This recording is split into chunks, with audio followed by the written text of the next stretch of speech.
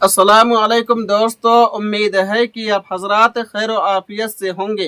अल्लाह रब्बुल इज़्ज़त आप लोगों को इसी तरह खुशहाल रखे, आमीन।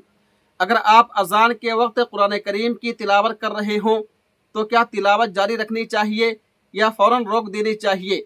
या ऐसा मसला है जिसमें बहुत से लोग लाइल्मी की वजह से मुख्तलिफ तरीके इख्तियार करते हैं।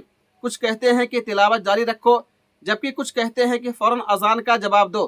आखिर शरीयत का सही हुक्म क्या है? आज की इस मुख्तसर वीडियो में दलाइल और फतावा की रहनुमाई की रोशनी में इस मसले का वाज़ेह जवाब जानेंगे।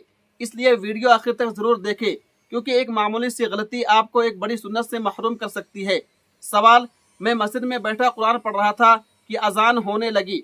मेरा एक दोस्त जो करीब ही बैठा था, उसने मुझे कुरान बंद करने को कहा, क्योंकि उसके ख्याल में अजान का जवाब देना वाजिब है और अजान के वक्त कुरान बंद कर देना चाहिए।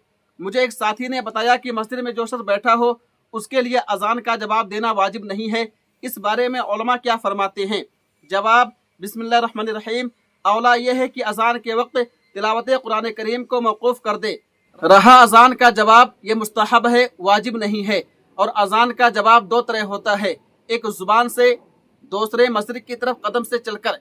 तो मस्जिद में बैठने वाले के लिए चलकर जवाब देना नहीं है। रहा जुबान से, तो मस्जिद में बैठने वाला भी जुबान से अजान का जवाब देगा, ये मुस्तहब है। वल्लाहु ताला आलम। दारुल इफ्ता दारुल उलूम देवबंद। अब आइए बगैर किसी तमहीद व ताखीर के जामिया उलूम इस्लामिया अल्लामा मोहम्मद यूसुफ बिनौरी टाउन का फतवा देख लेते हैं, सुन लेते हैं। सवाल: अजान के वक्त तिलावत कर सकते हैं?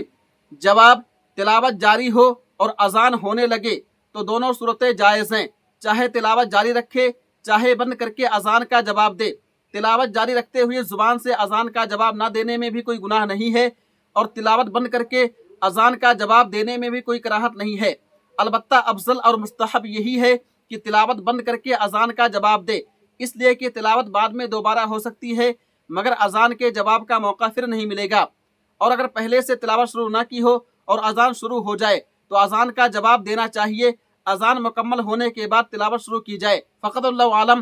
दारुल इफ्ता जामिया उलूम इस्लामिया अल्लामा मोहम्मद यूसुफ बिनौरी टाउन। उम्मीद है कि आप हजरा मुकम्मल वीडियो देख लिए होंगे और दोनों फतों को सुन लिए होंगे, मुलाहजा कर लिए होंगे। दोस्तों, इस वीडियो को ज़्यादा से ज़्यादा शेयर कीजिए और हमारे चैनल फतावा देवबंद 786 को जरूर सब्सक्राइब कर लें। तब तक आप हमें इजाज़त दें। अल्लाह हाफिज़। अपना ख्याल रखिएगा।